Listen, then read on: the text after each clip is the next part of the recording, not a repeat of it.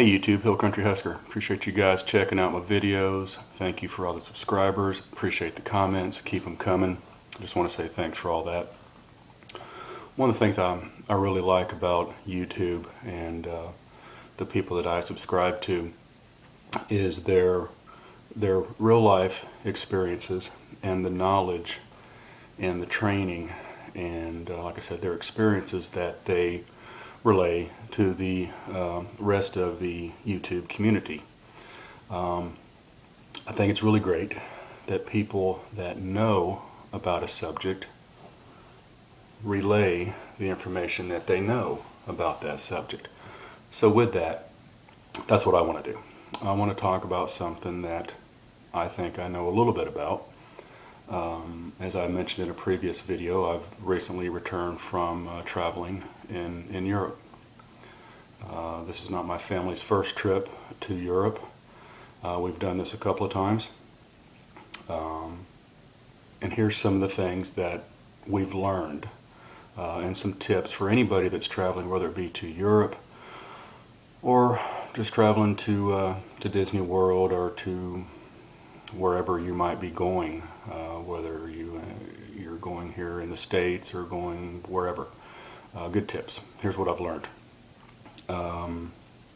Packing.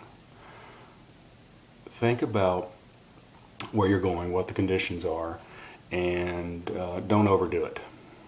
We learned on this recent trip, I brought clothes to last me for a total of 9 days, which was the amount of time that I was going to be gone. And I looked at the weather, and it was very nice. So I didn't have to bring a whole lot of heavy coats or anything like that. I brought mostly shorts and a couple pair of Dockers, and that was it. But I brought too much, and I found that I only really used about half of the clothes that I brought. Yeah, sure, underwear is important, socks, obviously. But as far as pants and shorts, I found that I had way too much.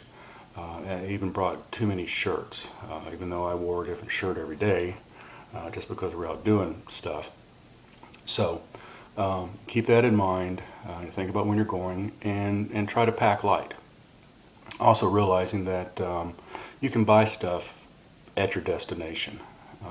One of the things that we did, because we know we have to go through airport security, my wife and daughter have to take shampoo and conditioner and all this stuff. We just said, hey, you know what? We're not going to bring any of that. Instead, what we're going to do when we get there, we'll buy shampoo and we'll buy conditioner and we'll buy body wash and stuff like that we need. And it made it a whole lot easier, made our packing a lot easier, because we didn't have to bring that, didn't have to declare it, didn't have to go through security with it. Worked out great. We were there long enough, there were enough of us that we used up just about all of the contents that we had purchased, so there wasn't a whole lot of waste. When you're packing, I don't know if you've heard this before, but you heard the discussions about rolling your clothes versus folding your clothes. I found that if I roll my clothes tightly, they do come out of my suitcase a lot less wrinkled. Try it out for yourself, see what you think. Also, I find that I can pack more stuff into my suitcase. One thing that we do, and we try and do this every time we do travel, whether it be internationally or wherever, especially when you're flying on an airline, utilize your carry-ons. Most airlines will allow you to bring one piece of luggage that I think, check the airlines, dimensions might vary, but they're typically 22 inches by 14 inches by 9 inches. And that's a pretty good size carry-on suitcase. Most will allow you one carry-on suitcase and one personal item. Now that personal item, of course, is something that will fit under the seat in front of you or in the overhead, but typically you put your luggage in the overhead and you put your other personal carry-on, like a purse or a small knapsack or a day pack, rucksack, something like that, that can slide up under the seat in front of you. Make use of that. You can pack a lot of stuff in a carry-on luggage and in a small day pack, for example. When you're packing your luggage, and this is important, do not put anything that you don't want to lose in your luggage. Because sometimes, and this happened to us when we're flying through Atlanta, They stopped us and they made us check 4 of our 6 bags, even though we had already flown to Atlanta domestically. Won't get into all that horse shit, but it was a big deal, and that's a topic for a later video. But the deal was, they delayed one of our baggages. Okay, so if there would have been some medication or some item that we needed in that delayed piece of baggage, we would not have had it. We went 4 days without it. So don't put anything of major importance, anything of major value into your luggage. Keep it on you, or keep it in your personal item that you can stick under the seat in front of you. Very important. Trust me on that. As far as like I talked about buying shampoo and stuff when you're there, the TSA domestically has this 311 rule, which basically is you can carry, I think it's 3.4 ounce bottles or 100 milliliter bottles of liquids in a 1 quart bag, 1 per person, 311. It's really stupid because some items like deodorant and foot powder don't count toward that, so you've got to kind of go on the website and does this count, does this not, what do I put in there? Like I said earlier, buy a lot of this stuff there, save you a hell of a lot of hassle. Now of course we had to take saline solution for the guys that wear contacts and such like that, so yeah, we did have to do that, but since there were 6 of us, we were able to have enough. But again, it's just a big ass hassle going through security. Planning your trip. It's important to, obviously you're going somewhere for a reason, whether it be for business or for vacation. Know where you're going, know what you're going to do when you get there, have a plan. If you're going to be doing a lot of sightseeing stuff, like obviously when we travel, that's what we do, be in shape, okay? A lot of the places that we've visited obviously require a lot of walking, okay? We walked everywhere, just about everywhere we went within reason. There's a lot of climbing, a lot of stair climbing. If you're doing,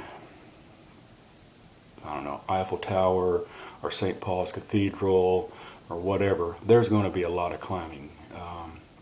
If you really want to take full advantage of the locations that you're at. So spend a little time, get in shape, bring a good pair of shoes.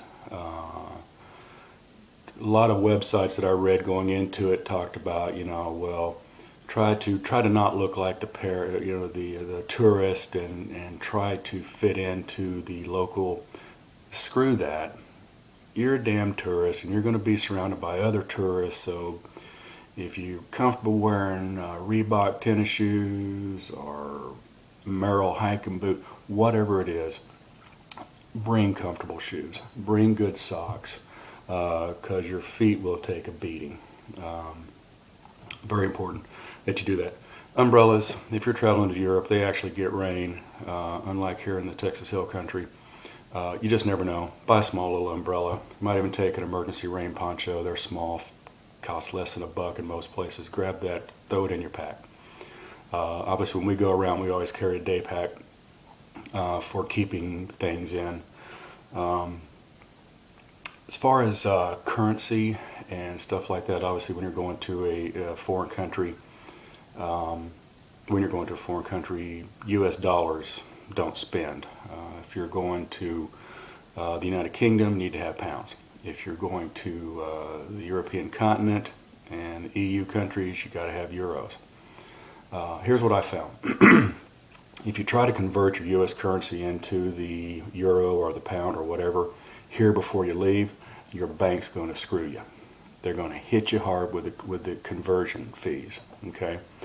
If you do it at the airports, and most international airports will have these little kiosks set up where you can go in there and you can convert your dollars to whatever currency you need to, they're going to screw you even harder.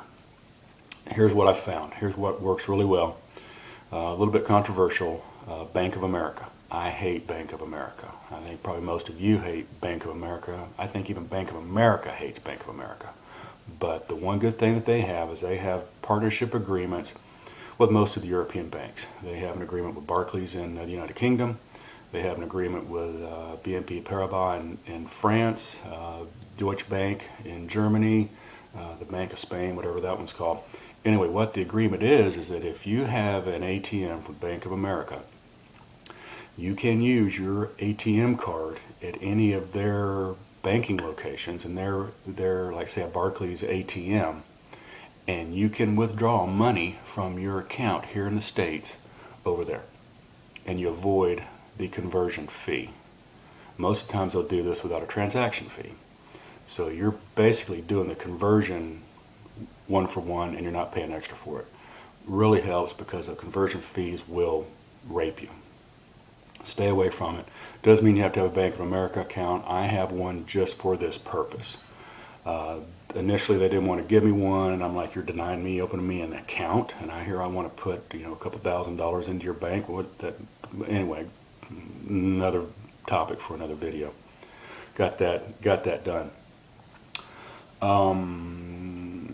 Credit cards. Some credit cards work in other countries. Some credit cards don't.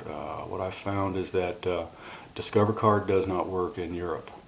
MasterCard, Citibank, Visa, those are good. Those are widely accepted. American Express doesn't always work everywhere too, so be careful. I don't know which credit card you guys use, but it's good to have one. I try not to put a lot of stuff on credit cards. It's good to have in case of emergency. My credit card, they also don't charge me a conversion fee for purchases made there, withdrawn here. Anyway, we try to do everything in cash, so we use heavily on our ATM card. Bathrooms in some countries can be kind of weird. In a lot of places, like in England, you can just stop in a pub, pop in a loo, do what you got to do, and go. In France, what we found is that if there's not a McDonald's around that you can bop into, or one of those, they have these public toilets things on the corner, but there's always a long line, and they're like self-cleaning, and they're weird. You Google that or look it up on YouTube. Those are kind of interesting.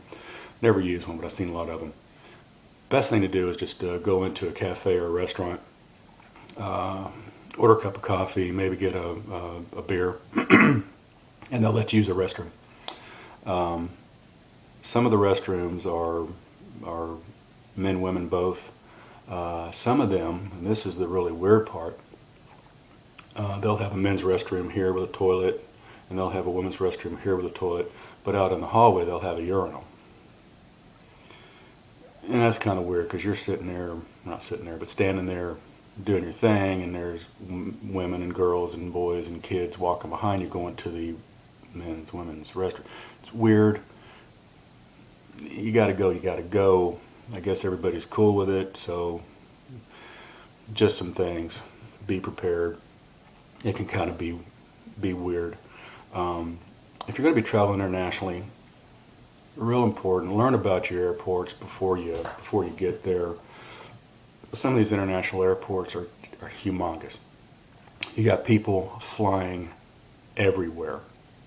We were at Charles de Gaulle in Paris, and we were going to the United States, and the gate right next to us was going to Shanghai. The one across the way was going to Tel Aviv. So they're going everywhere, and there's people from everywhere, coming from everywhere, going to everywhere. Different terminals, different gates, different stations. Just do some research on it before you go. Real important. Security is real important, especially if you're, like I said, there's 6 of us, my wife and I, and 4 kids traveling. My kids are age anywhere from 17 to 7, so I've got a wide range. It's real important to identify a rally point everywhere you go, especially if you're going somewhere where there's a lot of people. If you're going to be riding the public transit, the metro, the tube, whatever it might be, talk with your kids about, okay, if this happens, here's what you do. If you get separated and it happens, here's what you do. Best thing to do is you get separated, your child gets separated, tell your kids stay where you are. Okay, don't move, we'll find you. If you get separated on a metro station, get off at the next stop, stay where you are, we'll come get you. Okay. Also important with your kids, have safe words. And by that I mean you pick a word that you and your child know and agree. It can be the name of your pet. It could be the name of your favorite football team. It could be the name of your kid's elementary school. And you tell your kid, if you get separated, somebody comes up and says they want to help you, I know where your parents are, tell your kid, ask that adult, ask that person, what's the safe word? And if he can't tell it to you, your kid doesn't go with him, okay? Now you can say, okay, our safe word is going to be pretty bird. If that person doesn't know the word pretty bird, you don't do anything with him because he's not sent from me. He's not sent from my wife, because we're going to tell that person, hey, go get my kid, here he is, the word is whatever. Real important. Talk with the kids about this, because it happens. I mean, as careful as you can be in the chaos of everything, it may happen. Be prepared for it. It's just good common sense. Another thing, realize where you're going. You're going to run into cultural differences. I talked about the rude-ass Asians. Still pisses me off. It's a reality. Another thing that I found really interesting, I want to cover this real quickly. Smoking. Smoking in Europe, smoking in the United Kingdom, smoking in France, smoking in Paris. Those guys smoke all the time. And we get so much grief over here about, public smoking, and you can't smoke here and you can't smoke there. Guys in Paris smoke everywhere they go. Now, of course, they got bans. You can't smoke in a restaurant. You can't smoke indoors and stuff like that. But there's a lot of stuff going on outside. Everybody's puffing on a cigarette. Former smoker, cigarettes, it doesn't bother me. Thought it was kind of humorous. But, and they're selling Marlboros, big American brands. They're puffing them up, buddy. It's just unreal. So, thought that was kind of... I don't know what the word is for it, ironic, that we're making such a big non-smoking thing here, whereas over in Europe, man, they're burning them to the butts. It's insane. Crazy. Anyway, just realize when you're doing stuff like that, you're going to see different cultures, different values. Learn what you can. Have fun, be prepared. Hope this helps. Like I said, I've recently done this, so I'm kind of thinking maybe I know a little bit about it. Anyway, look forward to hearing your comments. Thanks for watching. Just my thoughts. Hill Country Husker. Thanks.